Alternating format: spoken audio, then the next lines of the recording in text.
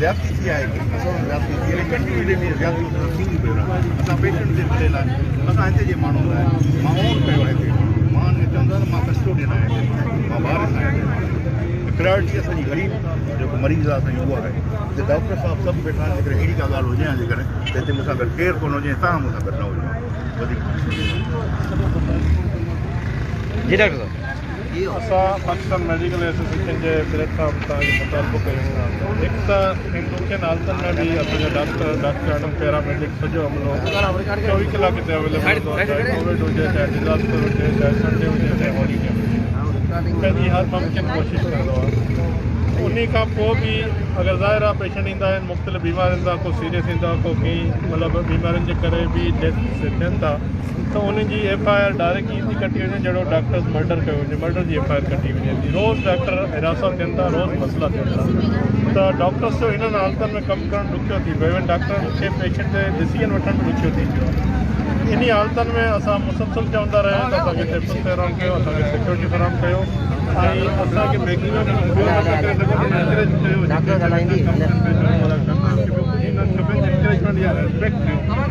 उन हूंदे जॾहिं बि को अहिड़ो इंसिडेंट थिए थो त बजाए उनजी टेक्निकल या को मेडिकल बोर्ड या को बराबरि इंक्वायरी करण जे डायरेक्ट हिकिड़ो त डॉक्टर खे FIR जो कमु ॾिनो वञे थो ॿियो डॉक्टर खे मुख़्तलिफ़ बदतमीज़ी कई वञे थी अॼु जीअं असांजे लेडी डॉक्टर्स ऐं असांजे सिविल सर्जन साहिब खे घुराए बदतमीज़ी कई वई आहे तमामु घणी बदतमीज़ी कई वई आहे डी सी साहिब जे हथ सां असां उनजी हिकिड़ो त सख़्तु लफ़्ज़नि में मज़म्मत कयूं था ॿियो सॼे थर जा डॉक्टर न बल्कि सॼे सिंध जा डॉक्टर इन ख़िलाफ़ हिकिड़ो सख़्तु एहतजाज कंदा न सिर्फ़ु एहतजाज पर असांखे कंहिं स्ट्रॉन्ग डिसीजन इवन रेज़िग्नेशन लाइ वञिणो पियो त बि असांजा डॉक्टर अॼु मतिलबु इन मामले में आहिनि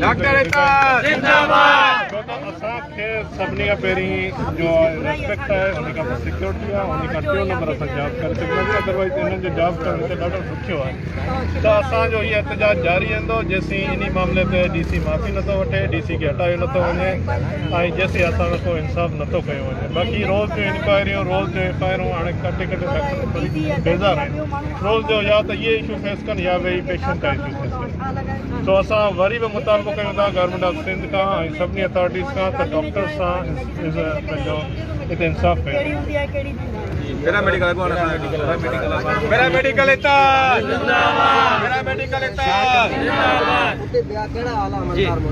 पैरामेडिकल प्लेटफॉर्म असांजो मौक़ो बि इहो त जेको अॼु DC साहिब असांजे बॉस सां जेका फर्स्ट लैंग्वेज ॻाल्हायो आहे असांजी कंडेम कयूं था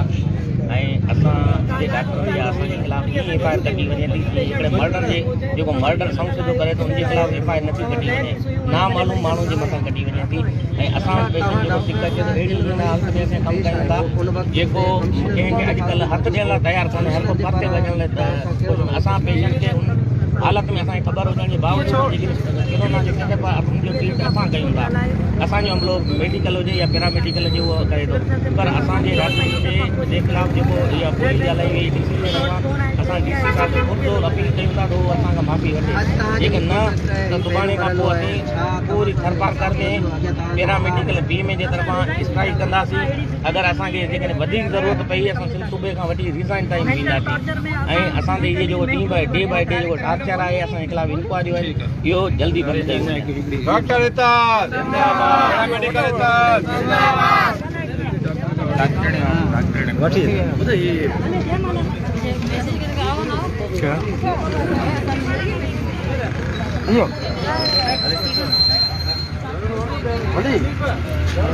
वाजिब नजदीक नहीं इनके लाइव करता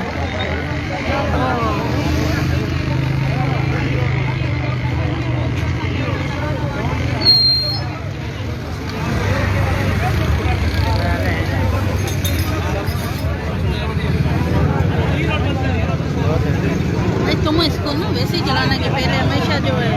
मरीजों के साथ ड्यूटी करने वाले डॉक्टरों की जब किसी ने ड्यूटी करा तो ऐसे आए और ऐसे ही रहते